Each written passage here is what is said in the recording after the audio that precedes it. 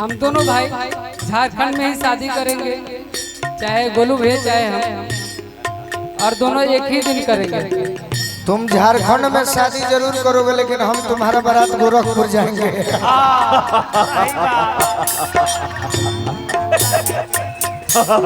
ए बाबू गोलू राजा सही है बोलो तारे कि तार कोनो ठीक नहीं के जे कब झारखंड चल जेबो कब उत्तर प्रदेश चल जेबो, लेकिन हम तो कहत ये बिकू बियाह होखो तो बिहार में केनो होखो तो अब ज्यादा बढ़िया रहे का।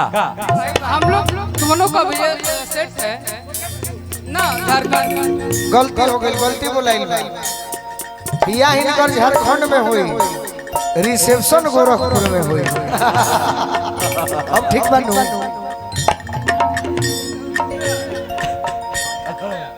भैया ये भैया बोल इस पूरे इंडस्ट्री में गार्जियन तो आप है ही, लेकिन एक होता ना कि कोई दोस्त भी हो, जो बड़ा भाई हो दोस्त हो, तो वो मेरे गोलू भैया है। और ये वैसा बात बोल देते हैं कभी कभी, नाराज होने का मन करता है। नहीं तो ये तो प्यार है ना क्या। लेकिन हमने दोनों एक के दिन शादी करब, जही इनकर बियाह हुई वही दिन हमहू करब, और जौन जिला में हुई वही में करब, जौन राज्य में हुई वही में करब। झारखंड में इनको शादी भइल बा सेट। मने तू लो दोनों जना सारू भाई बने के चाहत रही है ना बन जाइए, हमनी के का दिक्कत बा, बन हमनी के तो जाए। बारात लेकिन अजीत भैया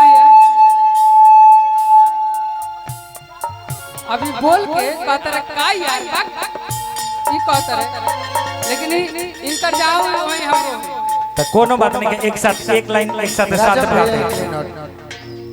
अब जब तार बियाह हो खबे करी, हम तो एक दिन मजाक कर देनी, एक दिन भैया मजाक कोई नहीं शिवानी है ने आवो। अच्छा मजाक शिवानी की थी क्या? ना ना हम कहत नहीं जो अब जब खड़ा हो गइल बनी जा आई जनते बड़ा की हो, हमनी के ब्लड होए लड़वावे के हाल जनबे करेले। आ गुरु हमनी कहिए है भैया। आ अजीत भैया अपना जगह पर आज ले अगर सर रहल अब व्यवहार कभी ना बदलल हमरा प्रति, बाद में तू अइलो, लेकिन हम छोट से देखले बनी जैसे बिहाने बिहाने बाद में से लगी हम। अरे बाद में तोर जन्म में भइल तो बाद में नहीं बोली करबे। अब हम शिवानी से चाहो आ लोग भी सुनल चाहता राउर जैसे गीत बा कि धन बाड़ुए सोना धन बाड़ू, ई गाना होके के चाहे कि ना हो जाई तो लोग मन हरियर बात हमनी के हरियर रखेम से एकदम त बियाह है कर जरूरी पहले बा, हमार कोनो गारंटी नहीं खे का जन हम अयोध्या जाके मठ धली तो। लेकिन ऐसने अगर देवर रहस आ ऐसन दुगो भौजाई रहस त एगो गाना पर सेट हो सकत है। एगो भौजाई तो रांची रोवतिया करो बात के अभी शिवानी के तू खड़ा करा देला तो भाई भाव तो उहे लगता नो उहे होई बैठ रे। अब शिवानी खड़ा हो गई बड़ी तो भाव तो उहे लगता, लेकिन दो लाइन एगो देवी गीत मार दी, दो लाइन ओकर बाद गावत नहीं तो हां अच्छा पैसा नीचे गिरा था। वाह ये लड़का आगे चल के बहुत ईमानदार होगा यार।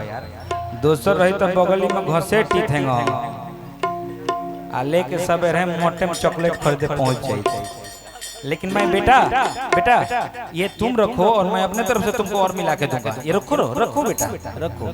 यहाँ गायक नहीं है, तेरा चाचा दे रहा है, लो ना और दे रहे हैं तुमको, तेरे ईमानदारी के लिए दे रहे हैं।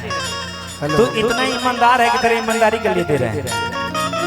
हमनी के का बरा हुए लोग हल्का पैसा में सुनो चाहिए नहीं हमनी के, ये अलग बात है कि ढेर देते भी नहीं तो ढेर आ जाला हम का। ले बेटा पकड़ देख एकरे कह जाला कि ईमानदारी जीवन में रखबे तो दुगुना चौगुना मिली, कहियो बड़ हो जाए तो ध्यान रखिए। आहा ले